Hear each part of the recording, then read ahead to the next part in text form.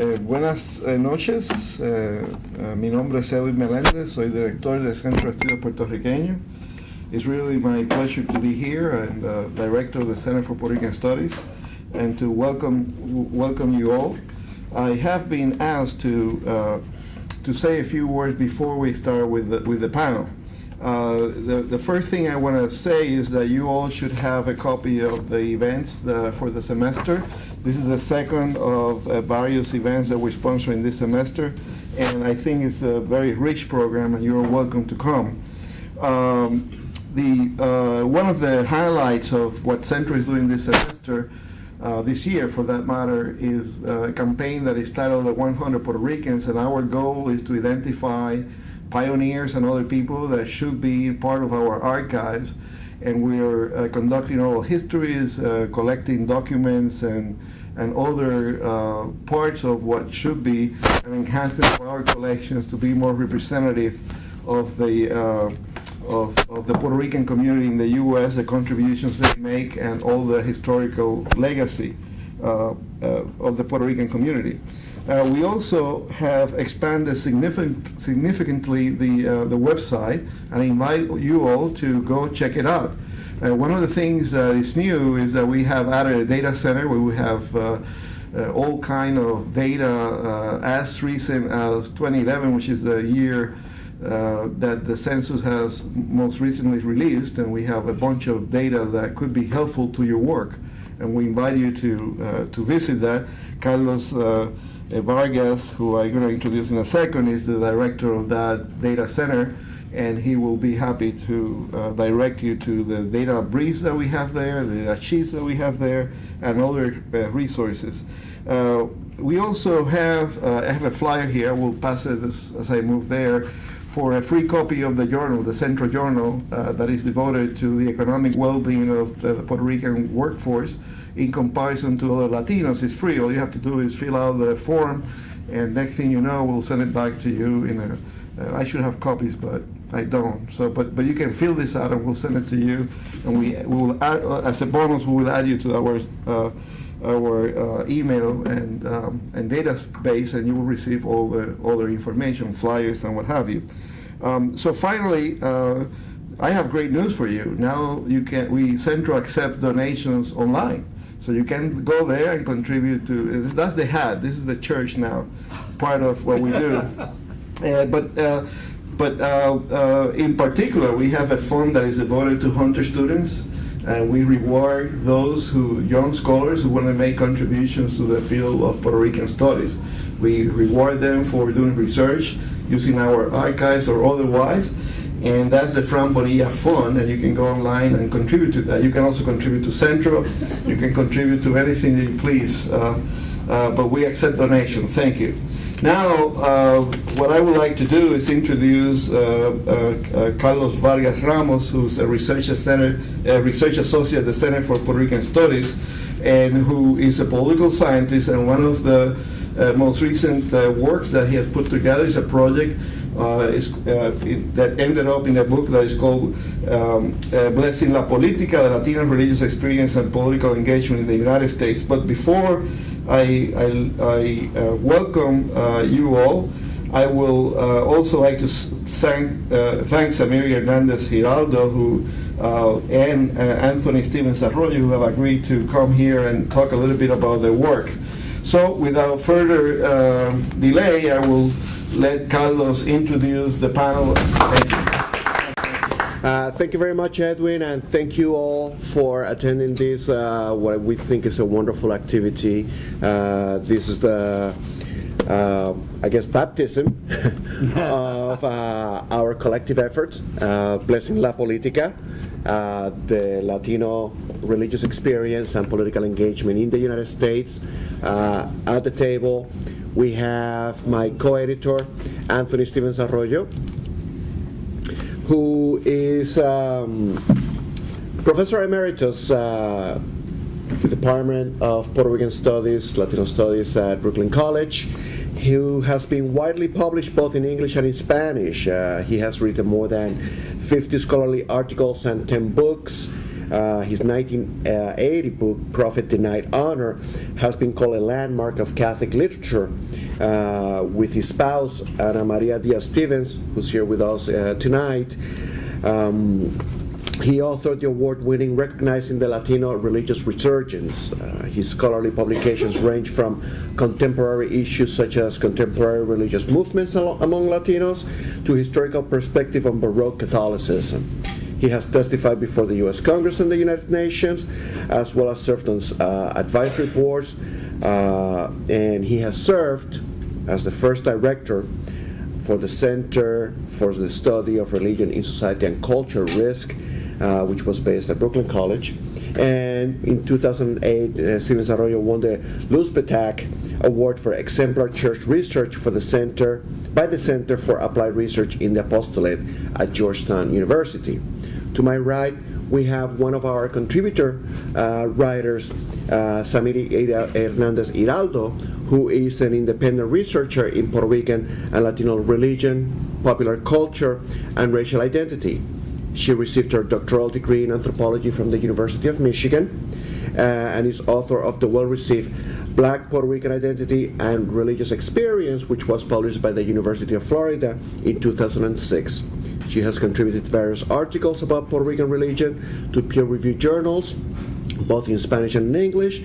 She has taught at the University of Puerto Rico, the University of Michigan, and Florida State University.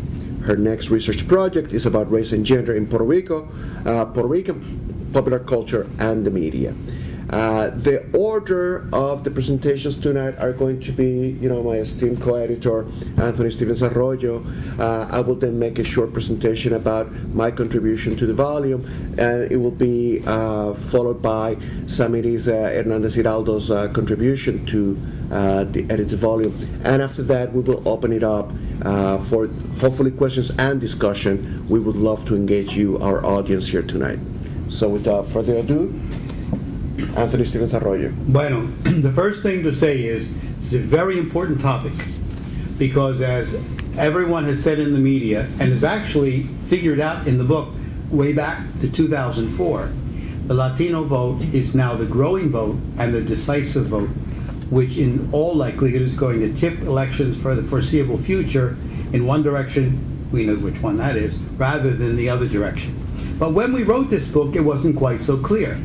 In particular, we were able to see something about the difference in the Hispanic community that has grown large enough to be able to do surveys that distinguish between Catholics and non-Catholics, for want of a better word, evangelicals and Protestants. And that is very important to what's happening. Actually, as reported in the book and confirmed just recently, 3 weeks ago, by the Pew Hispanic Center's poll, at this point in history, for this presidential election, the Catholic population is 54% for Mr. Obama and 39% for Mr. Romney. That's the total Catholic population in terms of the likely voters. But if you remove the Latino Catholics from the Catholic equation, it's more like 50-50%. So that the number of Latinos not only is increasing in terms of the vote, it's actually shifting the balance of voting power for Catholics away from what we typically see as this, second, third generation Irish Catholic living in the suburbs, whatever, that it's really changing the texture of not only the churches, but the church's politics, the church's needs, the church's finances. And likewise, as you know, about 70% of Latinos, just in general, support Obama rather than Romney, and by association, the Democratic Party over the Republican Party. But when we started this book, things were not quite so clear. And I will say that writing a book is even harder than having a child. At least that's what my wife told me. I don't know if Samiri has that. Because you have to literally conceive of a book over a long period of time and bear with it far longer than 9 months. There's no publishing house that's going to beat that kind of time. So this book took its roots and its gestation in a time, 2004, when the two questions that were presenting themselves to us was the emergence of what we will call evangelical Latinos, evangelical presence of Hispanics in churches. And that was coupled with a rising tide of Latino Pentecostalism and evangelicals in Latin America. And so the conception in the media, and I have to say, media sometimes are more influential than academics in terms of shifting public opinion. But academics have a role, if they have good findings, to publicize them, and if they have information that goes the other way, to make sure that we call the question in terms of suppositions. But the supposition was that the rise in the numbers of evangelicals in Latin America was going to be duplicated in the US of A. And by taking just in sheer numbers, something like growth rates, it was predicted that in a few years the Catholic Latino visibility would be totally eclipsed by Pentecostal evangelicals. Well, just so that we all stay awake tonight in terms of some sociology, if you have 50 people in your church and you add 50 people more, you have 100 people in the church, but you've grown 100%. If you have 100,000 people in your church and you add 8,000, you've grown 8%. So the numbers that were being used by USA Today and so forth were not counting on this very different perspective, that percentages themselves, while they can give you growth rates, don't necessarily disclose the total number of people in any particular denomination or church. And the second mistake was, and this is something that we did in a research study called the Parral study that is figured largely in my chapters in this book, and that was the question of churches. I actually saw this in the Gray Lady. New York Times is supposed to be this eminently cerebral newspaper. And this person wrote, they were in Brazil, and there were 4 new evangelical churches opened up in the last year, but there still was only 1 Catholic church. So that means the evangelicals were growing at 300% rate faster. Except that there's less than 100 people in most evangelical churches.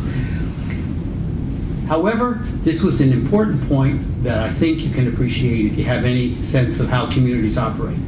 What had happened with the increase of Hispanic population, 54%, over a 10-15 year period.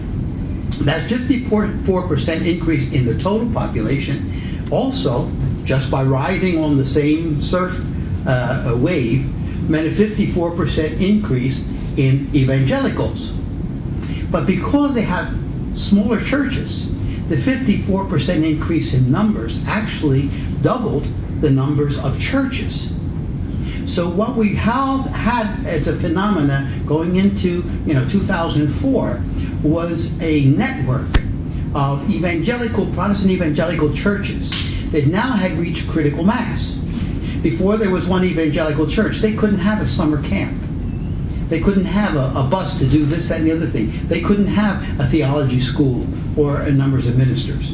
But when you multiply that one evangelical church of the 50s by 24 more, suddenly in a neighborhood you had enough population to be able to put together these aggressive programs for youth, for instruction, for pastoral training. And so this was the kind of dynamism that people mistook as a replacement of Catholicism. And it was that, in that context, looking at both the projections about different things, that we encountered in our research the book by Sidney Verba. Sidney Verba and his colleagues at Harvard, in their study of volunteer leadership, looked at faith-based institutions. And Verba confirmed the premise that Hispanic Protestants and evangelicals were more politically engaged than Hispanic Catholics. So they basically said, not only are they growing faster, these are the people that are really going to set the pattern and the model for political engagement for all Latinos.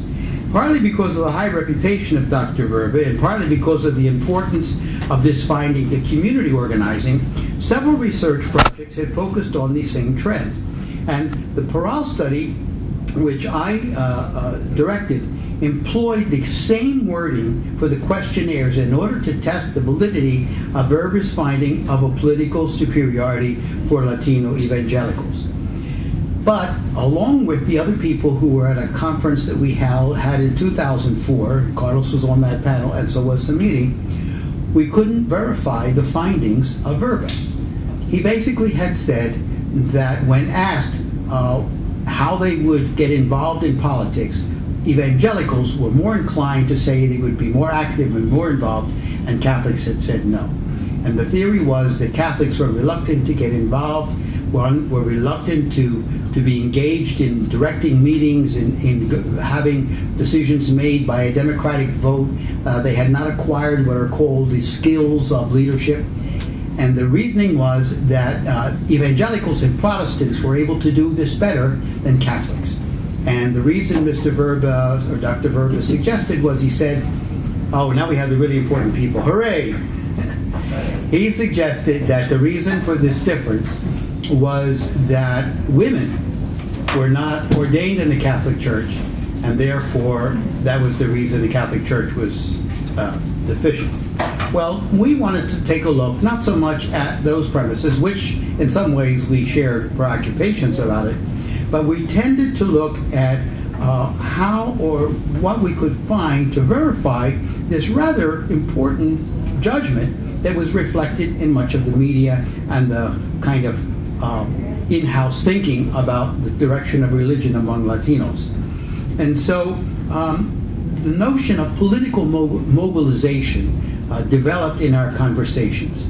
And Carlos gets a lot of credit for using this idea of political mobilization. There's a difference in political science when you take a poll. But if you just look at a poll, what you do is you get a slice of life of, people sampled, 500 people called by the telephone, and half of them say they don't want to answer. So you just get a snapshot. But what we wanted to do in the book, with Carlos and the contribution of Samiri, which was very important, we wanted to look at the backstory. What are the resources that the institution has to mobilize people and to give them the skills, the motivation, the impetus in order to become involved? So the side benefit of all this was that each election cycle confirmed the initial realization we have that religion made an important difference in the voting by Latinos and Latinas. And in 2004, we found data for the 2004 election that actually said the following. And if your professor told you to give one report on what you heard today, this is it. That in 2004, being Catholic or evangelical was more predictive of whether people voted Democrat or Republican than whether they were Cuban, or they were from Texas, or they were from New York.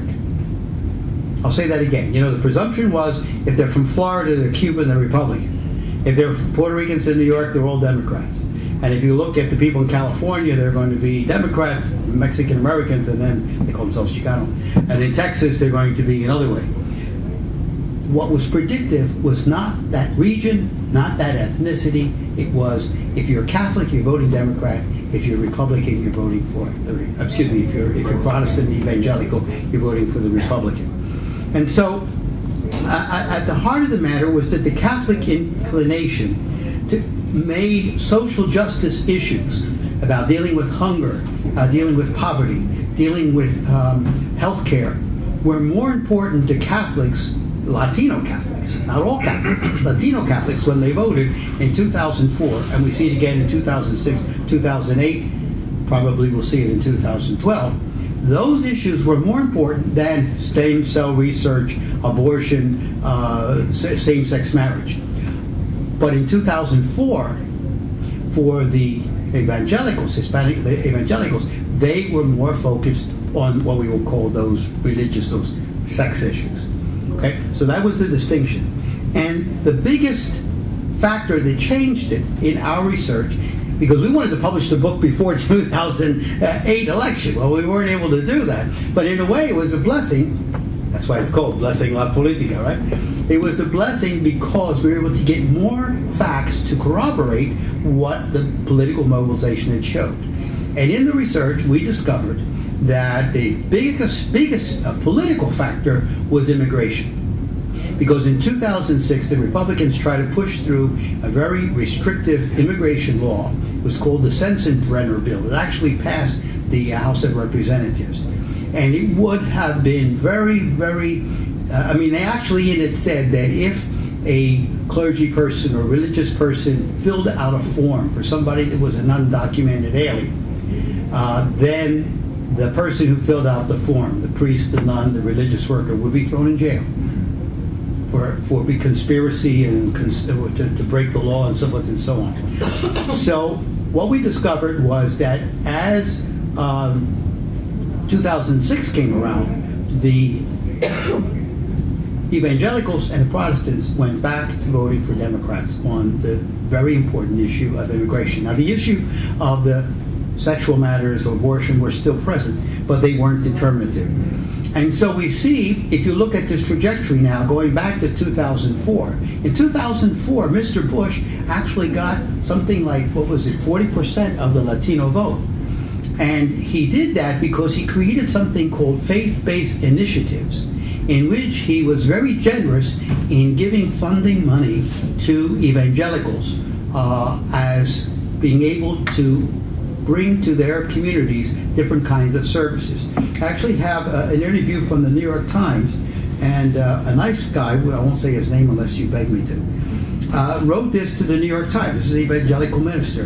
This is what I tell politicians. You want an endorsement? Give us a check, and you can take a picture of us accepting it, because then you've done something for Brown. That guy got Compassion Capital Fund, and he got $100 million for the 2004 election. And he received a $7.4 million grant to go around all the evangelical churches he could find and train them. He basically said, show me the money and I'll give you my support. That was what was happening at that particular time. It didn't happen with the Catholic Church, although we know that there were other factors. So I want to finish my presentation by saying this, that the book took a look at this very contemporary dynamic. And I was given the task, since I'm kind of like the oldest person here, to also take a look at what we would call the context for religion and politics. And I took a look at that, and I discovered that this premise that the wave of the future for Latinos was evangelicals was actually a part of the sociology going back to Harvard and Talcott Parsons, in which the presumption was that white Anglo-Saxon Protestantism, liberal Protestantism, was the unassailable truth and base and core of being an American and being a Democrat. Small d there. And that to the degree that ethnic groups, religious groups, were more like what we will call the mainline Protestant denominations, then they would have the greatest flexibility, political engagement, the greatest inclination towards advancement, assimilation, and education. And so that premise had been grafted into the same sort of divide between the Latino Hispanics who were evangelicals and those who were Catholics. But it isn't happening. And this is what the book shows. And so I think it's a very important contribution that was started in 2004, but actually is very contemporary, because this book is not about the past. This book is about the future. Thank you.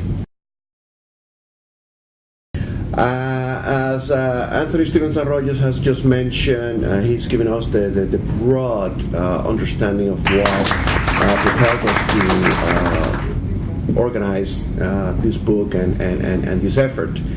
The narrow answer is that we wanted to engage Sidney Verba, Kay Schlossman, Henry Brady, who are the authors of a seminal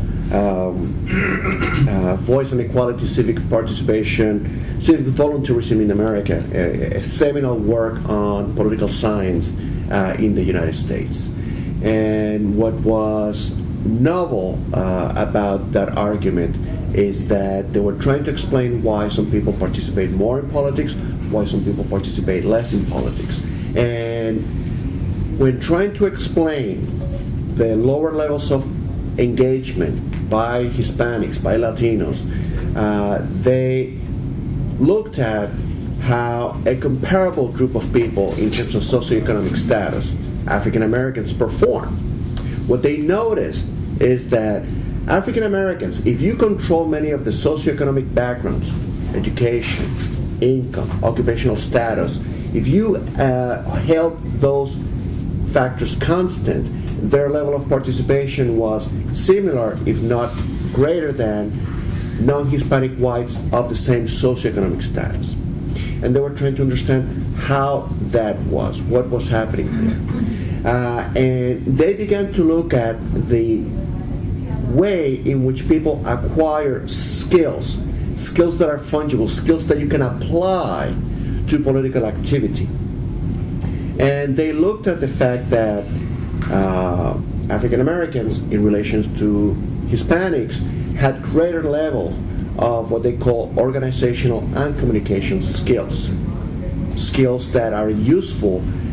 For instance, if you want to contact an elected official, well, if you have a higher level of education, you know how to draft and compose a letter.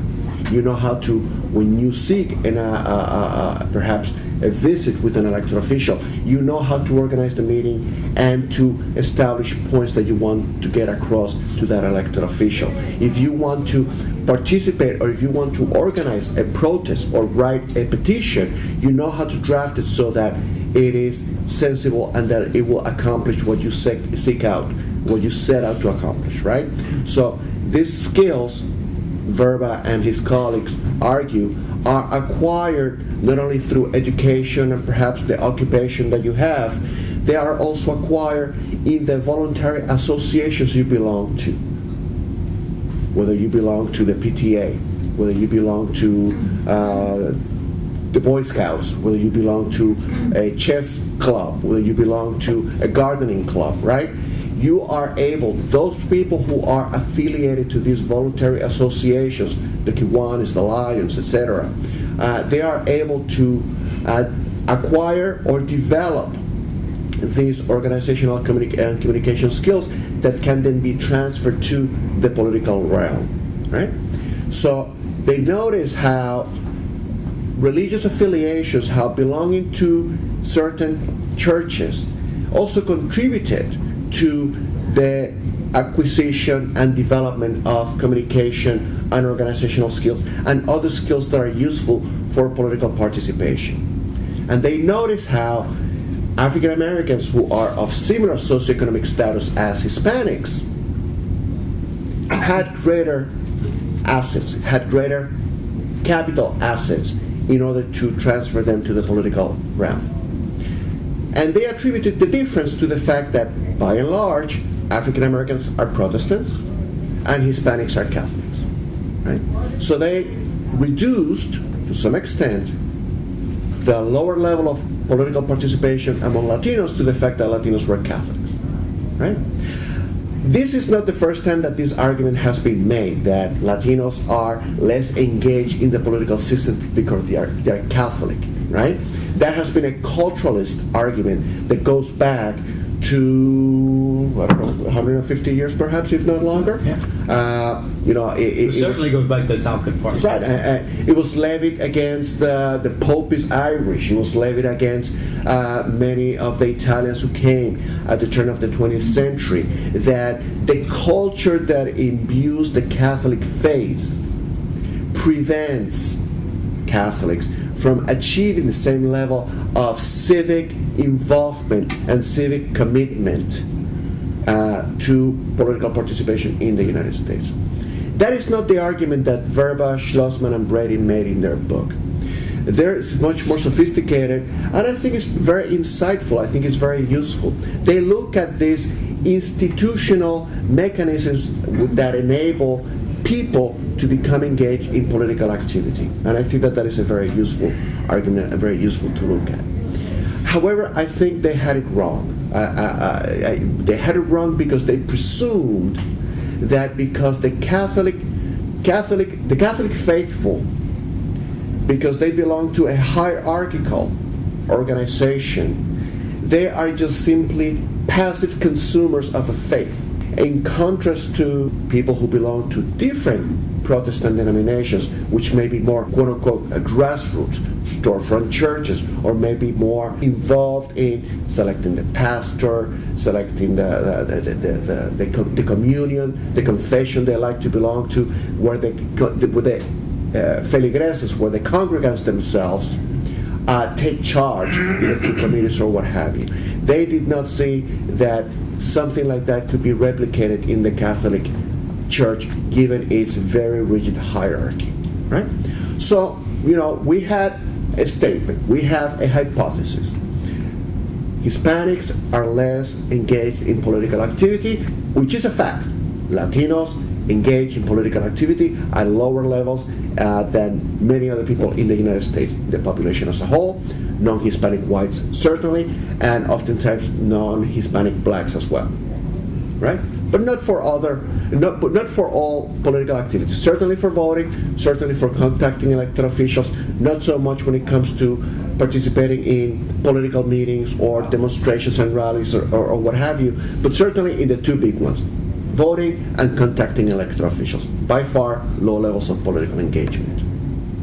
What we wanted to test, is that the case? Do people who identify as Catholic participate less using different methods?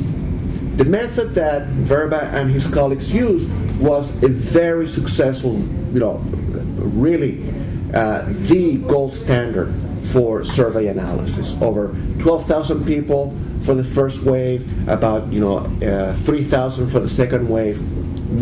It's a myth.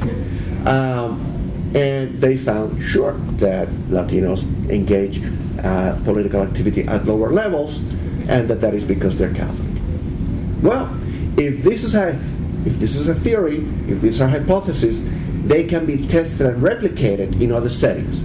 And in my particular contribution to the book, I set out to test that hypothesis here in New York City. And I made use of a similar survey, right? Not 12,000 people, not 3,000 people, but about 1,100 people, which is also the standard for any standard survey or poll that you conduct following scientific standards. And what we found is that if you look at political participation overall, an aggregation of political activities, or if you look at political activities one by one, voting, contacting, or what have you, that if you compare, are you Catholic, do you vote? Yes, there may have been some impact, right? That Catholics may have voted at a lower level, or they may have participated in overall political participation for the city as a whole, for all respondents in the city, right? If you look at it, what is called bivariately. Catholic, voting. Catholic, contacting, right? But when you start delving into the different variables that are involved in that analysis, and you control for the different factors, again, education, what borough of the city you live in, how long have you lived in that house that you live in, do your friends vote, do your friends engage in political discussion, do you belong to different clubs and associations? What we found was that, in fact, Catholicism had no impact whatsoever.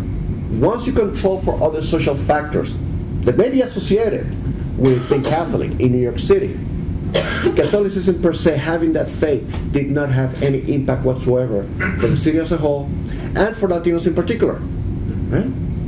And if it did, as it did in one case, in the case of voting, being Catholic actually among Latinos actually propel you to become more engaged, make you more likely to vote than not, right? So here we found that, in contrast to what Verba and his colleagues had found nationally, at a smaller, perhaps more cohesive, more homogeneous, relatively, setting such as New York City relative to the nation as a whole, we find that those findings at a national level do not find the same outcomes, right? So that theory is challenged at that level. That hypothesis is challenged. And not only did it not have any effect on most forms of political participation, the most extended one, voting, it actually had the positive effect that they had hypothesized, right? So that was the first challenge. In looking at Puerto Ricans specifically, we found the same thing. It had no impact whatsoever. So being Catholic was not a factor that would reduce political engagements of Puerto Ricans in particular, Latinos in general, and people overall in New York City. And that was the contribution of my chapter to the book. And what we found also is that, however, in other chapters of the book, that being Catholic particularly this issue of social justice becomes complicated because for those Catholics who may be closer to the church dogma, to the church's teachings, yes, they are very likely to abide by the fact that, I am anti-abortion, I may be anti-same-sex marriage or what have you, but they're also anti-poverty. They're also they are pro-social justice, pro-equality, so that the poor have a chance to advance and have an equal chance, right? And when it comes to perhaps the moment where you have to decide, well, which policy do I follow? Do I follow the social justice, or do I follow the more culture war aspects of the teachings? Oftentimes Hispanics follow the more social justice side of the argument than the culture wars aspects of it. We would love to engage further in this discussion, and we are waiting for your questions. But I want to give my contributor, the other contributor, Samiri Hernandez, an opportunity to present her findings. Thank you very much.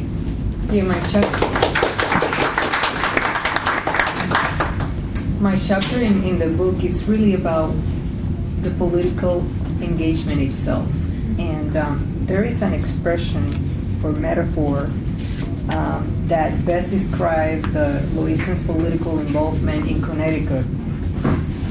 Para atrás para coger impulso, which means looking back in order to move forward. So my chapter in Blessing la Politica, based on my research beginning in the late 90s, looks at the relationship between religion and politics among Loizans living in New Haven, Connecticut, through the celebration of the festival El Apóstol Santiago, St. James the Apostle, also known as the Festival of Loíza. It focuses on and compares the influence Loizan religion and politics back home has had on Loizans' experience in Connecticut. The town of Loíza is mainly known in Puerto Rico for its mostly black population and is considered to best represent the African influences upon Puerto Rican culture.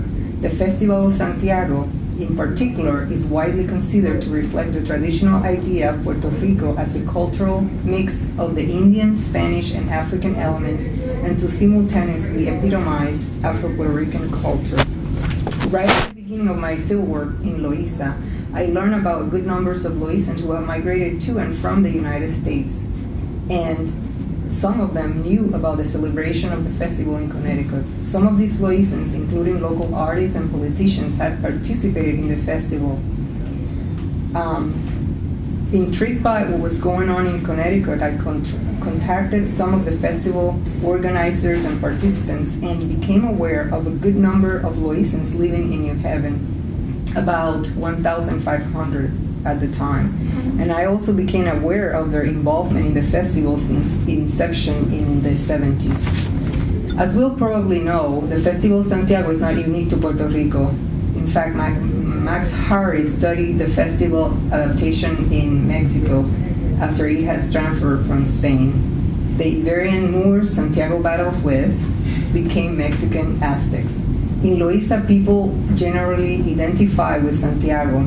However, Vejigantes, I don't know if you're familiar with Vejigantes, are considered the most iconic of the celebration. Vejigantes wear masks that suggest a grotesque animal-like face and colorful pajama-like costume with billowing sides, somewhat like the wings of a bat. The meaning of Vejigantes as both good and bad is an example of their social and political malleability. If you go to Connecticut, you can see them during the festival, of course. In this way, they stand as effective vehicles to represent the complexity of the Loizan identity. As it happens with the characters of El Viejo, which means the old man, and especially La Loca, the crazy woman, those who have portrayed Vejigantes, especially the youth, have used them to symbolically contest or critique their reality. Harris' work has emphasized the functions of social unity, racial integration, and reversing of power structure within the environment of social and racial inequality, and I would add intergenerational discrepancies. However, many Loisans, especially those living in New Haven, Connecticut, insist that the festival should transcend the level of symbolic and mobilize people for a serious and profoundly important political struggle. But what of the experience of Loisans back home has inspired, have led to their political struggle in New Haven? I think that's the main thing of my chapter. At the beginning of the 20th century, both the administrative center and the parish seat were moved from what is now downtown Loíza to what is now the town of Canóvanas. This is in the northeastern part of Puerto Rico. Time proved that the transfer mostly benefited Canóvanas. For decades, Loisans fought to have the administrative center and the parish back, thinking that it will improve their difficult economic situation. However, it was not until the 60s that Loisans got their parish seat back. A decade later, with the PNP, or pro-statehood party, rallying on their behalf, Loíza was separated from Canóvanas and became its own municipality. However, the administration of the PPD, or Pro-Commonwealth Party, stipulated the way the separation would happen. Their planning board assigned fewer funds and less land to Loíza than to Canóvanas, despite the larger populations and greater needs of Loíza. These developments put Loíza in the worst economic situation of the rest of the towns in the island, save the small island of Culebra. It is not a coincidence that a good number of Loízan migrated. A good number of the Loízan migrants I interviewed left to the United States around this time. A few of them saw the closing of a main factory and businesses as a sign of the town's imminent collapse. Loízans who stayed accepted this condition because of the state's government's promise of aid, Canóvanas' commitment to a gradual transition, and the future possibility of developing a strong tourism industry that will help Loíza's economy in the long term. In Sponsored Identities, Cultural Politics in Puerto Rico by Arlene Davila, she has confirmed the marginalization of the African legacy in comparison to the other two legacies. The idea of a true component in Puerto Rican culture, although not new, was mostly promoted in the 50s by the Pro-Commonwealth Party.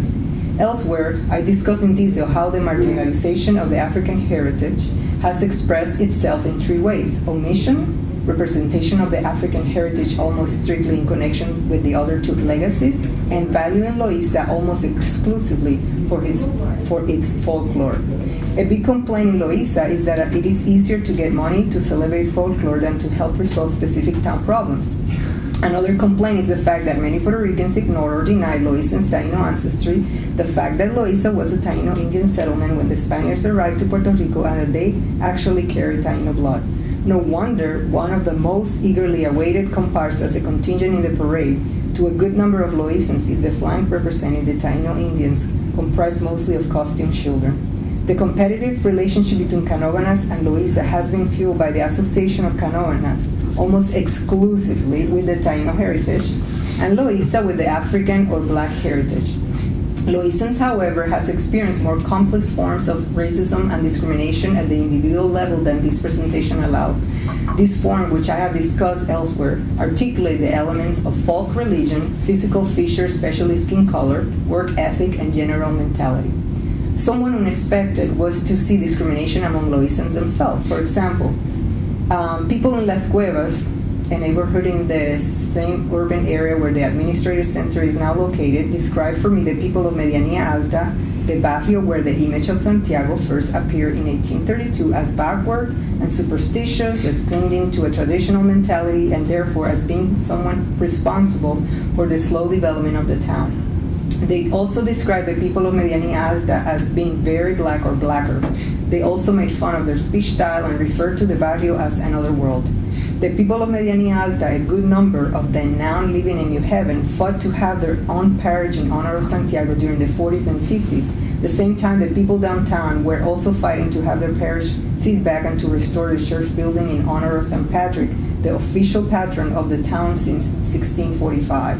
Some Medianía Alta residents claim that the efforts downtown countered with more help from outside Loíza, including the community of the St. Patrick Cathedral here in New York, than the efforts in their barrio.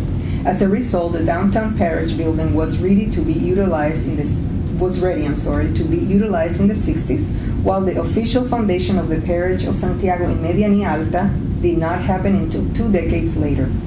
I have to confess I got tired of hearing the distinction between the festival of St. Patrick as a religious or spiritual celebration and the Festival of Santiago as a traditional or cultural celebration. I learned this was part of a big campaign of the Catholic Church to bring legitimacy to the Catholic Church or faith while trying to be inclusive and to compete with the growing Pentecostalism. Interestingly, the prison residents during the first phase of my research had requested that a famous local artist who has participated in the festival in New Haven, Samuel Lind, paint a portrait of St. Patrick with dark skin to be placed on the church altar. The celebration of the Festival of Santiago in Connecticut, organized yearly by the nonprofit organization of Flechas, Fiestas de Loíza en honor al Apóstol Santiago, Festival of Loíza in honor of St. James the Apostle, can be seen as a continuation of Loízan's political struggle.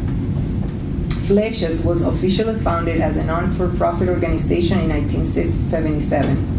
It promotes the three legacies of Puerto Rican culture, the Spanish, Indian, and African. But it gives priority to the African or Black legacy, especially its Loízan version.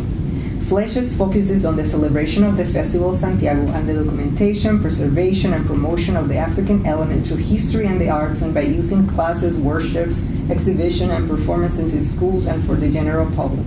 Another important thing they do is to commemorate the abolition of slavery and to raise awareness of the reality of slavery.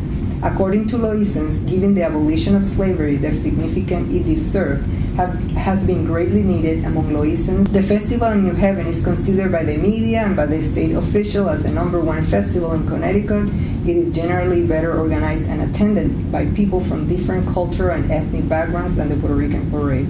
The festival has received numerous recognitions and awards and relies on large sponsors such as Telemundo, MTV Español, and Comcast Cable Company. The festival in Connecticut, like its recent counterpart, includes a variety of activities, craft, and music and dance performances in both folk and more contemporary versions. But unlike the festival in Loíza, which lasts 10 days, the festival in Connecticut lasts only 3. This happens in spite of tempting offers to Flechas by sponsors to extend the festival to attract a big youth clientele. Flechas is very careful to safeguard the theme of the festival and also the Puerto Rican image and cause in general. This is especially so in light of prevalent negative stereotypes associated with the generally poor economic status of Puerto Ricans in the United States. The unfortunate events associated with Puerto Rican parades around the nation and with the Festival of Santiago in Loíza. The new situation of Loízas in New Haven, Connecticut demanded some recreation of the experience back home in order to help a sense of familiarity, a better adaptation and survival in the new environment. What a greater step, and they emphasize this, when I interview them, is the need to look back to see how it can be done better. Menén Osorio, one of the founding leaders of Flechas, belongs to one of the first families who came to New Haven in the 60s. Her family, like other Black and white Puerto Rican families, experienced racism and discrimination in New Haven, including racism and discrimination from other Puerto Ricans. Still, Flechas has not emphasized racism and discrimination to the level one would expect considering its great platform in the United States. I'm convinced that the leaders of Flechas prefers to distance themselves from the claims of discrimination brought by the African American community and the associated victim mentality. I also heard complaints of how the Puerto Rican youth is mixing too much with the African American culture, causing almost no distinction between the two, while threatening the preservation of Puerto Rican culture. However, the issue of racism and discrimination has not been completely ignored by Flechas supporters. They have been rather addressed it under or together with ethnic identity and citizenship. The Festival of Santiago in New Haven has been a way to increase visibility, awareness, and to enhance self-esteem to Puerto Ricans, especially Puerto Rican Blacks, a way to critique the idea of Puerto Rican culture based upon the 3 equally important legacies, and a way to compensate for the marginalization of the African legacy. But it has also tried to improve the well-being and quality of life of Loízans and other Puerto Ricans, even other Latinos. In New Haven, there is an established critical connection, and they insist, between the festival, cultural, ethnic recognition, and political power. Most of my interviewees argue that in Loíza, the connection between political power and economic stability, which involve the issue of social justice, although considered very significant at the rhetorical level, it is often taken for granted at the level of action. The leadership of Flechas have fought hand-in-hand with local residents and Hispanic and non-Hispanic elected officials for important causes in New Haven, such as voting rights, bilingualism, cultural education in schools, and basic social services, like, for example, housing. Some people oppose investing in the festival rather than investing in specific causes more directly. Some others, think that the festival should give more credit to the other two cultural legacies. And similar to what I encountered in Loíza, a good number have opposed the festival for religious reasons. This is the interesting and gossipy thing here. The leaders of Flechas have been accused of paganism by members of the Pentecostal community over loudspeakers. Menén Osorio, who I mentioned before, has been accused publicly and repeatedly of being a witch and a santera despite her public Catholic affiliation. She has also been accused of having an altar at the Flechas headquarters, which instead is a permanent exhibition of Afro-Puerto Rican arts and craft. In Connecticut, as in Loíza, the fact that the festival is generally considered more cultural than religious justifies some Catholic and even Protestant participation. From the Protestant and especially the Pentecostal point of view, as a tradition, the festival does not represent a threat or competition at the spiritual level. At the same time, the official religious aspect is encouraged by some as part of the festival, especially by those members or supporters of Flechas who are members of San Rose of Lima Parish. In Loíza, the existence of a parish in honor of Santiago does not eliminate the need for this religious encouragement. This is because of the common view that the parish is more of a real spiritual thing than the festival, especially when considering that in the last several years the festival has increasingly adopted a secular character. This promotion of the official religious aspect of the festival in New Haven through the celebration of a Mass in San Rose of Lima Parish is also intended to give more credibility and seriousness to the festival and to encourage the participation of a group of people who otherwise will not have an interest in the festival, Puerto Rican identity, or the African Loízan experience. The Catholic Church obviously benefits from these events by keeping people close by. However, unlike in Loíza, the low attendance at the Mass in comparison with the festival may be an indication, among others, that most are comfortable disassociating official religion from tradition or culture. It also shows that culture over religion or folk religion seems a better choice for Flechas. This term is religion but folk religion. Davila sees the process of folklorization as a significant aspect of nationalism in Puerto Rico, highly justified by its Commonwealth status, and she has also demonstrated how the market has taken great advantage of this. She also sees it as part of a concurrent worldwide trend that has been linked to a reconfiguration of the hegemonic centers and to global economic changes. Loíza, with all of the media attention in the 60s and 70s, was an example of the significance of folklorization and how poor families could also benefit from it, even if to a small degree. I still remember in my first visit to Loíza at the end of the 70s, people selling folklore on the streets. As folklorization continues to be pushed forward in Loíza, the collective benefits are vigorously and frequently questioned. This make great sense when considering that during my field study, the percentage of Loízans living in poverty was nearly 69% more than the total percentage for all Puerto Ricans. The percentage of those living in inadequate housing was a little less than 20%. Unemployment rate has risen to 33%, which means it was higher than the overall state rate in Puerto Rico. At least 2/3 of Loíza's household depended completely or partially on welfare. In Connecticut, folklorization may be also considered an aspect of transnationalism, one which Loízans, other Puerto Ricans, and Latinos under better, similar, or worse conditions than Latinos back home must take advantage of. Factors like competition for space and facilities have also contributed to the tension between Flechas and members of the Pentecostal community in New Haven, although a good number of Pentecostals have supported Flechas. During the last phase of my study, it sounded like politicians were taking greater note of the steadily growing Hispanic Pentecostal sector in New Haven, a good number of them active in promoting certain political agendas. In my last interviews in year 2003, I learned about changes happening in Fleches to bring unity and to overcome religious and political differences. For example, a new leadership that included the younger generation, more representation of different political sectors, and interreligious dialogue. In sum, the nature of the festival and the goals of Fleches, religious expression, cultural celebration, and public entertainment with political and economic consequences, refer to a building process that adds new elements. Simultaneously, all of these reflect upon the experience back in Puerto Rico. In other words, Loisan and other Puerto Ricans support the goals of Fleches because they fit not only their life in Connecticut, but also resonate with Loisan's past experiences on the island.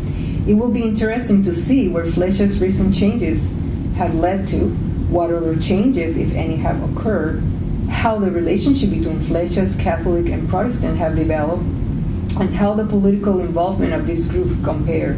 My research does not look at the full extent to which the efforts of Fleches have paid off. I would have also liked to research the influence that events in Connecticut has had on Loíza.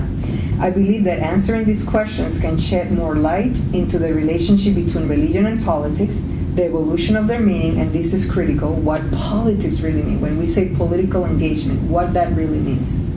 And the experience of transnationalism in general. Although I discussed that, the latter, the experience of transnationalism in more in depth in Blessing La Politica and also in my book. So students, there is plenty to research about the Puerto Rican experience in Connecticut and elsewhere. We also have a significant chapter on mobilization of Mexicans and Central Americans in Los Angeles. And the pattern is a little bit different, but the key ideas are the ones that Samiri traced with great insight. Transnationalism. Through the churches, people are more likely to rally around goals, community goals, than they are if they try to work through a political party, a union, a school board, etc., etc. And these Hispanic, Latino connections with religion also are connections with an identity that is previous to being part of the US of A. And the curious thing of all of this, that's very significant, is that in places like in Texas, California, you've had long-standing Latino presence. I mean, these were invaded countries, as it was Puerto Rico in 1898. These areas were invaded 1848. So that identity of the people that had been in America before it even was America is being matched by this immigration from Latin America, particularly Mexico, Central America. And curiously, the second generation, the so-called dreamers, tend to be identifying not with the white Anglo-Saxon Protestant core, as it's called, of the U.S., but with the Latinos that have been already present in the U.S., and the Latinos are being drawn back to this transnational identity. So that if we go to San Antonio, you'll see this connection with Guadalupe. You go to Cubans in, this was reported by Duani at the last book we did. There's a tremendous awareness, Our Lady of Caridad del Cobre, among the Cubans, no matter where they are, whether New Jersey, whatever, at all different generations. And so you multiply this, and you have to then say, as Samiri was suggesting, that to understand the dynamics, what is the real politics, blessing la politica, you have to have a religious factor in your scope. I've just finally concluded. The very last minute, they asked us for more chapters. And so what we did in this book was we provided a kind of explanation of why, what do you mean by Hispanic, what do you mean by Latino? What do you mean by waiting when you do a sample? What does the word Catholic mean? What is the difference between an evangelical and a Protestant? Are the figures showing that Latinos are politically active despite what their religious teachings are? The teaching of evangelicals is that to be homosexual is sinful. They have efforts made in evangelical and Pentecostal churches to cure people of homosexuality. They do the same for retarded children. Retarded child is considered to be possessed. And there's 3 exorcisms, and if the child is not cured of being mental retardation, then they're considered to go to hell, literally.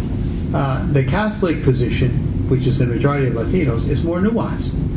It says that people are to be respected no matter what their orientation is. They're asked to be chaste. It's just as sinful to have relations outside of marriage when you're heterosexual, in this Catholic conception, as it is if you're homosexual. So there is a different level of tolerance, I'll call it that. And I think that the Catholic framework makes a difference in something like acceptance of gays and so forth, whereas the evangelical, the more right-wing, literalist, fundamentalist approach is far more severe. To follow up on the point, there are a number of trends taking place. In fact, the majority of Latinos in the United States are Catholic, but that proportion is in fact decreasing. There is also an increase in the number of Latinos that are assuming other confessions. However, the one that is growing the fastest is that for those who do not share any confession. Right? Similarly, in the more political side of the spectrum, there is a diminishing number of Latinos who are Democrats, still the majority of Latinos. There is also a diminishing number of Latinos that are Republican. What is increasing is the number of independents. So I think that it is at those edges where you see people who are less affiliated or strongly affiliated either with a church or a political party that you see a lot of dynamism in terms of policy positions. First of all, I want to congratulate all three of you. Excellent presentation. As a healthcare professional, I would be very interested. Did your studies look at or allude either overtly or covertly the extent to which both lay and clerical individuals within the evangelical or the Catholic movement participate in what we call clinical and pastoral counseling and education in terms of certain chronic illnesses that we Latinos are very susceptible. For example, HIV and AIDS in the South Bronx. The fact that we are more vulnerable to dementia of the Alzheimer's type, 10 to 15 years younger than the Euro-Anglo population, or heart disease or cancer and so forth. The Peral study looked at the connection between these kinds of services, be they health, be they addiction, even just recreation, and the relationship to the congregation or the faith community, as we call it. And what we found that was very interesting, Catholic churches in particular, were more inclined to refer problematic issues such as health, such as housing, and not so much immediate food, but long-term assistance to what are religiously based organizations, Catholic charities, for want of a better word. The smaller communities, and people were just as interested in helping if they were evangelical, but they don't have the resources. They don't have a large meeting hall. Sometimes they had a daycare center. They almost always had something to do with curing people of drug addiction. That's the most common activity of social services that we found in there. But the point is that even persons that didn't have those resources would then guide folks to organizations, as I say, community organizations, secular organizations, hospitals that do it. So the key here is that people in need often have more than just one need.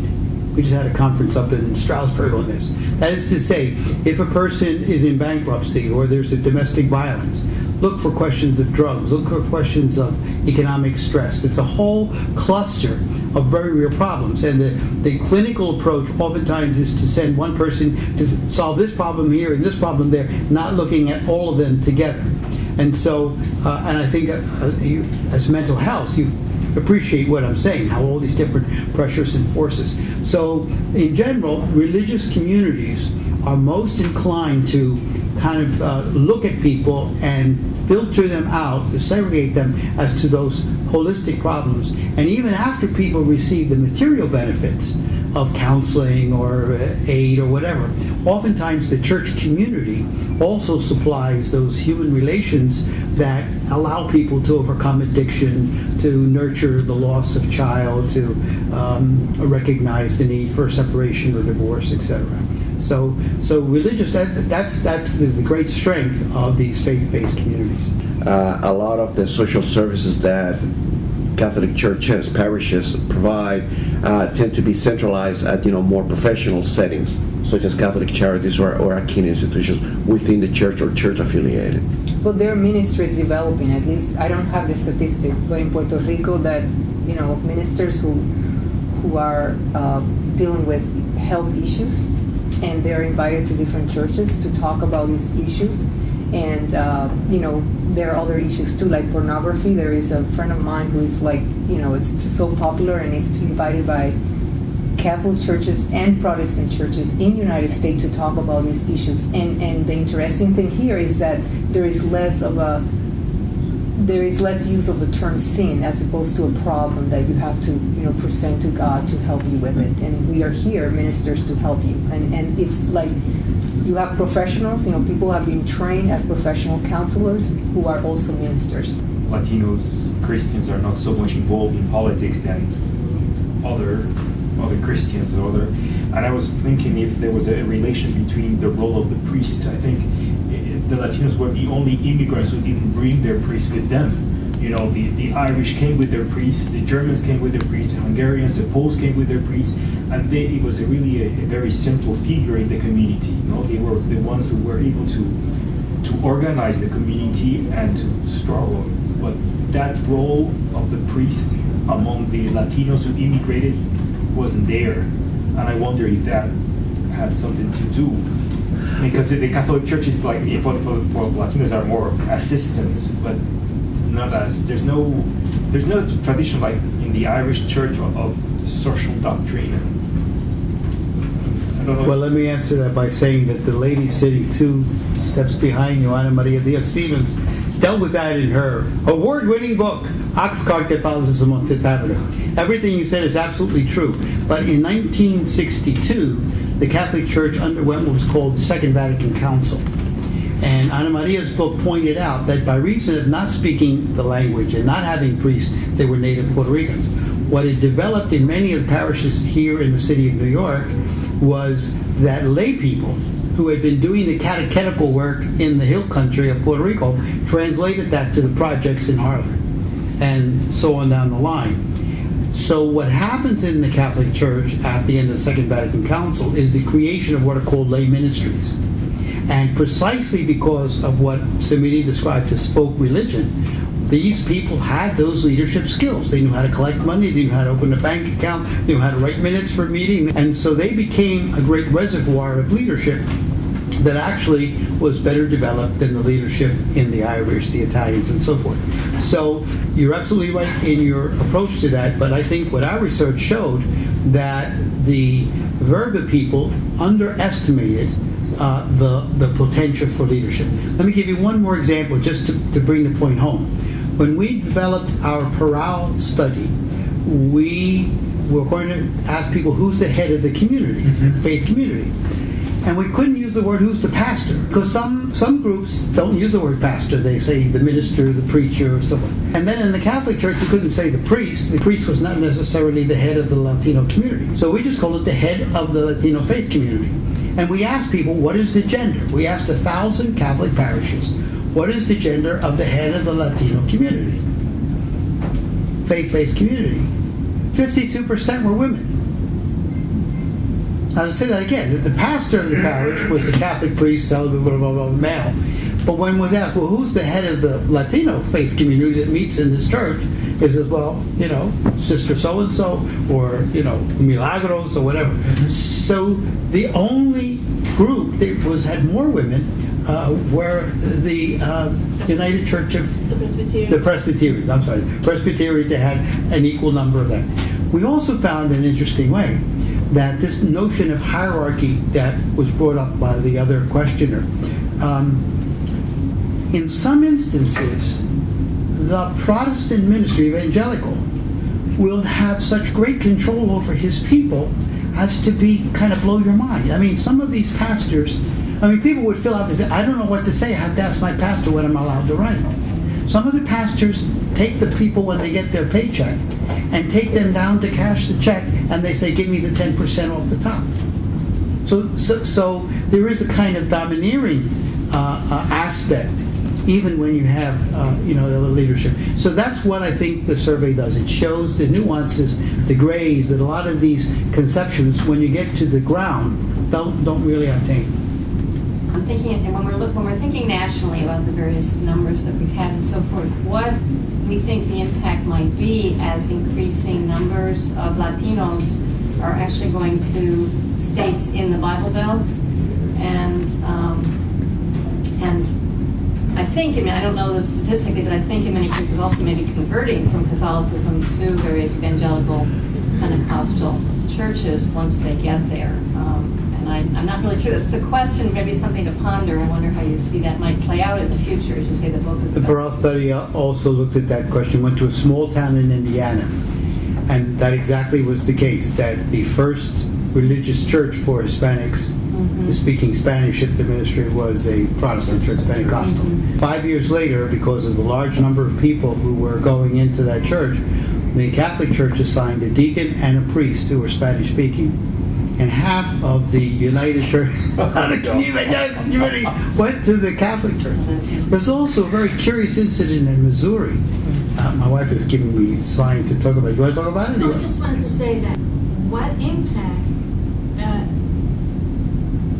is there when you have a small Protestant church of 100 people and you get all of a sudden 25 newcomers from Catholicism?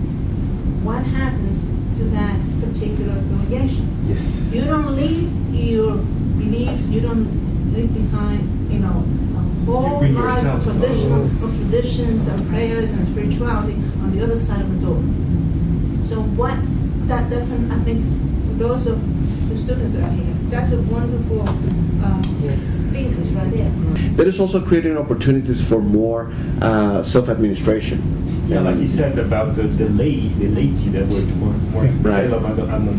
I'm bursting to give you this example, not from my research, but blew my mind at a meeting for the Scientific Study of Religion Society thing. This woman said that in Missouri there was a case of a Lutheran pastor who had spent time as a missionary in Latin America, and all the people were, plucking chickens down at Purdue or something. And so they were looking for some religious attention. Yeah. So this Lutheran guy started to invite people to Lutheran church. And then they would go up to him and say, "Puedo confesarme?" They wanted to go to confession. They wanted to have the Banner of Guadalupe. They wanted to have the Rosary procession. This Lutheran guy said, "Well, that's what they want. I'll do that." Well, then finally, within a year, the Catholic Church found out what was happening. They said, "Oh, these people go to Lutheran church. You better send a priest there."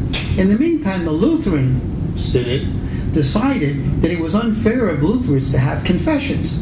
So they said to this fellow, this minister, "Listen, you got to get out of here. This is terrible. You're a heretic." And he resented it, as did the people. So the last day of his service at the Lutheran Church celebrated what we call the Liturgy of the Word. They did the 2 readings with the psalm and the response. Then they had the sermon, and the Lutheran minister led every single person in the Lutheran Church down the street to the Catholic Church for the Liturgy of the Eucharist. Wow. So this blows your mind. If any bishop, well, I don't care what they are, would hear about it, they'd have 1,001 change, but the people, with their sense of faith, with their sense of devotion, their sense of, they make these things happen.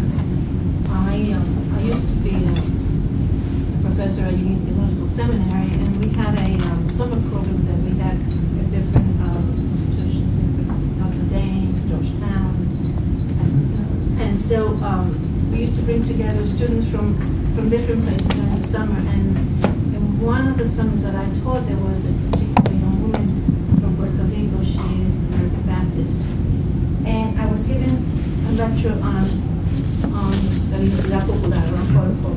So anyway, I was speaking about the centrality of the Rosary because I call the Rosary the oral Bible of the Hiba. So people from the mountain, that's how they learn about the life of Jesus and the church. So I was explaining to them what the Rosary was. And she came to me after class and she says, "That's beautiful. I want to learn the Rosary."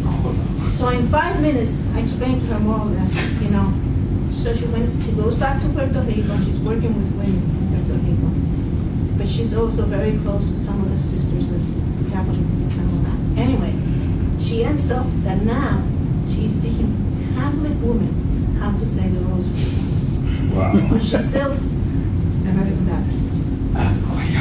It's been a great conversation. I'm sure you all will have a chance to look into line one if you can. Before we leave, I'd like to tell you there is a flyer out there that we have 4 research positions open at Centro this semester, 2 senior and 2 more junior. And you're all welcome to pass the word around so we can recruit the best people we can. I have a son, ABD, so. There you go. We have a son. We'll talk about that anyway. So, look at the book, and plus there are copies available in the back, and thank you so much for being. Thank you to our founders for the time.